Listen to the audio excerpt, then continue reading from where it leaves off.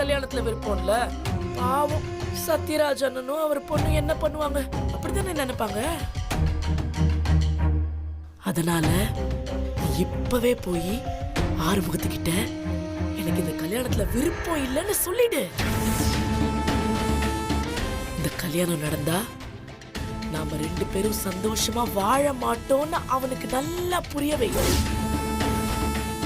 அவனே எல்லார் முன்னாடியும் பைரவிய எனக்கு பிடிக்கல, அவளை நான் கல்யாணம் பண்ணிக்க மாட்டேன் அப்படின்னு அவன் வாயாலேயே சபையில எல்லார் முன்னாடியும் சொல்ல சொல்லு.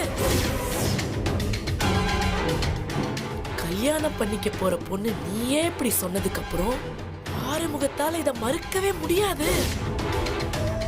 உனக்கு விருப்பம் இல்லாதப்போ அவன் எப்படி உன்னை கல்யாணம் பண்ணிக்க முன் வருவான்? அதனால நீ நேரா போய் அவங்கிட்ட பேசு. உனக்கு இந்த கல்யாணத்துல விருப்பம் இல்லைன்னு தெளிவா சொல்லிடு. அவன் வாயாலேயே இந்த கல்யாணத்தை நிறுத்த சொல்லு. இப்ப நான் சொன்ன மாதிரி செஞ்சேன்னா மத்தவங்களும் ஆறுமுகத்துக்கு தான் உன்னை கல்யாணம் பண்ணிக்க விருப்பம் இல்லைன்னு நினைப்பாங்க. உன் மேலேயும் யாருக்கும் எந்த சந்தேகமும் வராது.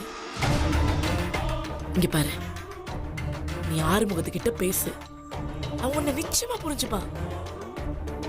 கண்டிப்பா அவன் உனக்கு இந்த விஷயத்துல உதவி பண்ணுவான். எனக்கு நம்பிக்கை இருக்கு.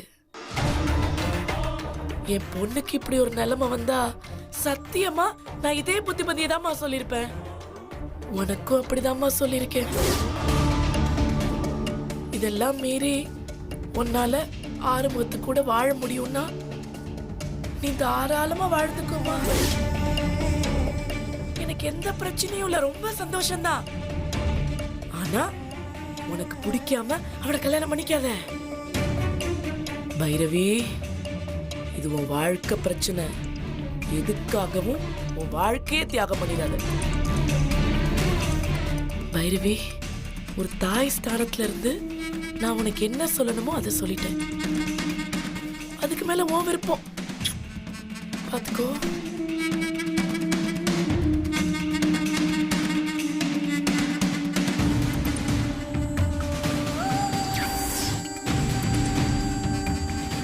பத்த வச்சுட்டேன், இனிமே 10 எரியும்னு நினைக்கிறேன்.